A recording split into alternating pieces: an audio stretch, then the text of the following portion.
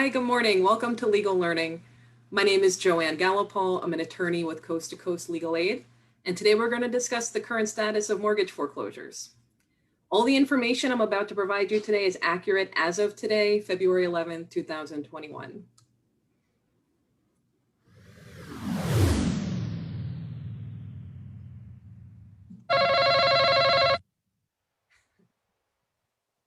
All right, Jeff, would you please take us to option number 1 to get started? Yes. Okay, at the end of 2020, Florida continued to rank high for its mortgage payment delinquency rates, with 15.19% of loans showing past due, and that's according to the Tampa Bay Times. Jeff, number 2. Last year, we saw in Florida that Governor DeSantis had executed an order that imposed a state moratorium on foreclosure matters in the state.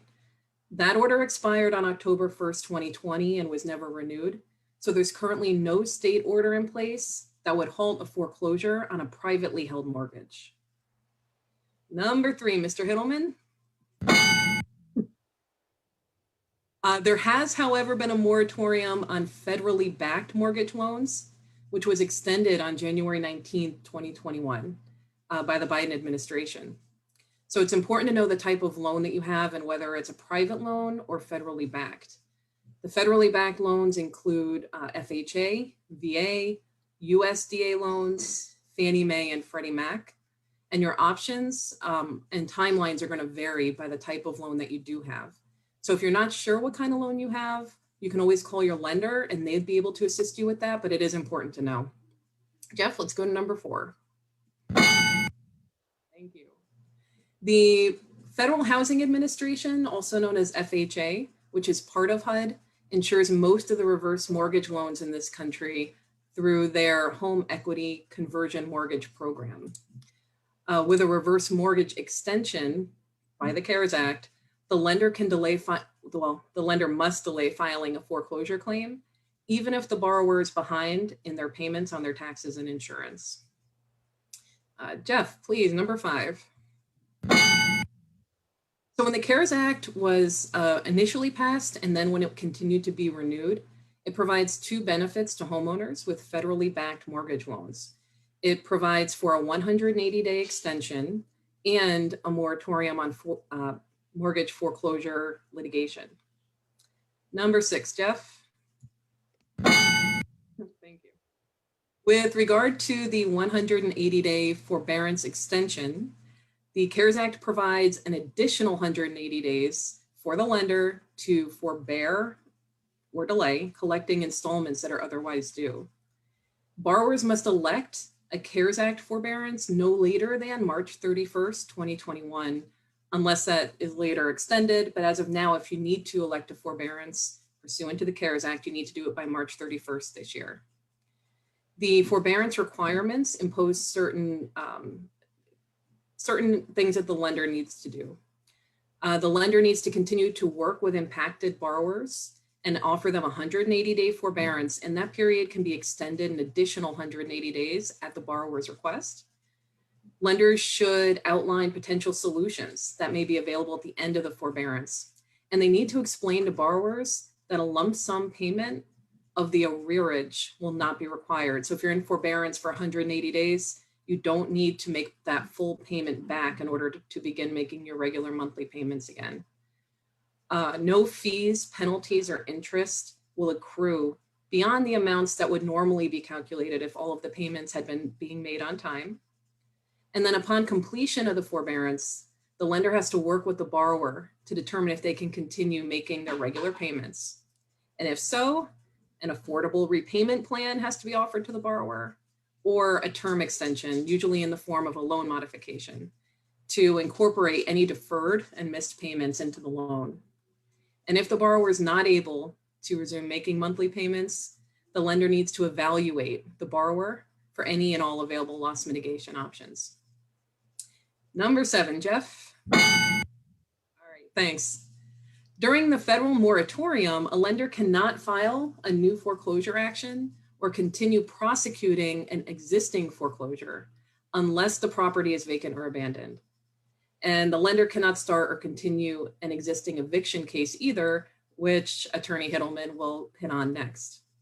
This means that even if you are behind in your mortgage payments, if you have a federally backed loan, your lender will not initiate a foreclosure proceeding until this moratorium is lifted. And if prior to the moratorium, a foreclosure action had already been brought against you, that legal proceeding will also be stayed, pending the expiration of this moratorium. And again, none of this applies if the property is abandoned, vacant, or if you have a privately held mortgage loan. This only applies to the federal loans.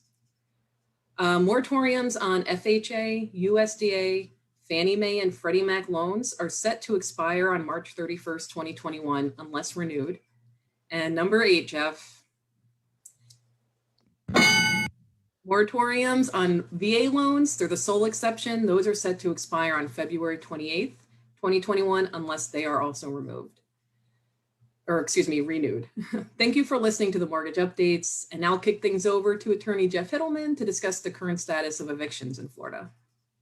Thanks, Joanne, and thank you for this update. Let's talk about the CDC Eviction Moratorium. CDC issued an eviction moratorium to protect tenants who have lost income, lost their jobs, and are struggling to pay the rent, tenants who are facing eviction for not paying rent. What are the most recent updates to the CDC's eviction moratorium? Number one, probably the most important update, the moratorium was extended. It was extended to March 31st.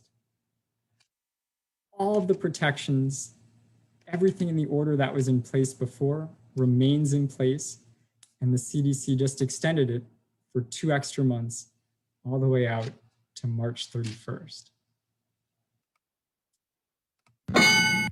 To go along with this 2-month extension of the moratorium, the CDC also published a new declaration form. This eviction moratorium, it's not automatic.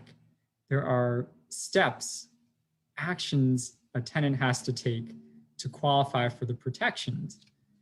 And one of the steps is that the tenant has to sign and give their landlord this declaration form declaring that they qualify to be protected. If there's an eviction case going on in court, the tenant should also file a copy of this declaration form in the court case. With the extension, the CDC just published a brand new declaration form with the new March 31st date. I think we'll put a link in the chat to this brand new form with the extension. I'm getting a lot of questions. If I already gave my landlord a form in November, December, do I have to give my landlord a new one? We're seeing 2 schools of thought on this. There's some HUD guidance that no, you don't have to give an updated one. On the other hand, we're seeing judges ask for updated forms. And also might be a good idea just to remind the landlord that yes, the moratorium was extended officially to March 31st. So can't hurt to give an updated form. More rental assistance coming with a question mark. At the beginning of the year, Congress passed $25 billion in rental assistance funds. That money is going to be filtering down to the states, then to Broward County, and ultimately the cities. The question is when will it completely filter down here and all of the programs really reopen? We're expecting soon. We're expecting within the next couple of weeks or month. So good idea now to keep an eye out for those.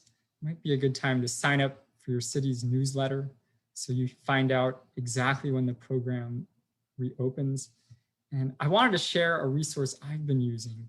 We're going to put a link to this website in the chat. It's a comprehensive database of all the rental assistance programs, federal, state, and local in your area. Just go to the website, type in your zip code. It'll pop up with all the opportunities for rent assistance you can apply for. And it's updated just about every day. Last thing, I wanted to share some observations from court. This was a new law. With any new law, we're gonna learn how it works as we go. One thing that we've noticed lately, we talked about, there are all these steps that the tenant has to take to qualify for the to qualify for the eviction moratorium. And the most important ones that we've seen the judges really asking about a lot lately is this. There's a requirement that the tenant has to make best efforts to give the landlord a partial payment of rent. Now the CDC order understands that tenants still have to put food on the table, keep the electric on, get gas for the car. But the order wants tenants to make their best effort to give their landlord partial payments. Just something to keep in mind because we've been seeing the judges ask about that a lot. Are there any questions in the chat for us? If there are any questions at this time, we'll take those. Not seeing any. Thank you so much for spending another Thursday afternoon with us. We really appreciate it. Please tune in next week. For the family law unit is going to be presenting on how to handle remote hearings and how to handle these Zoom hearings in court. And keep an eye out, tune in Thursdays at noon for more legal learning. And please follow and like us on Facebook and YouTube at Coast to Coast Legal Aid. Thanks so much.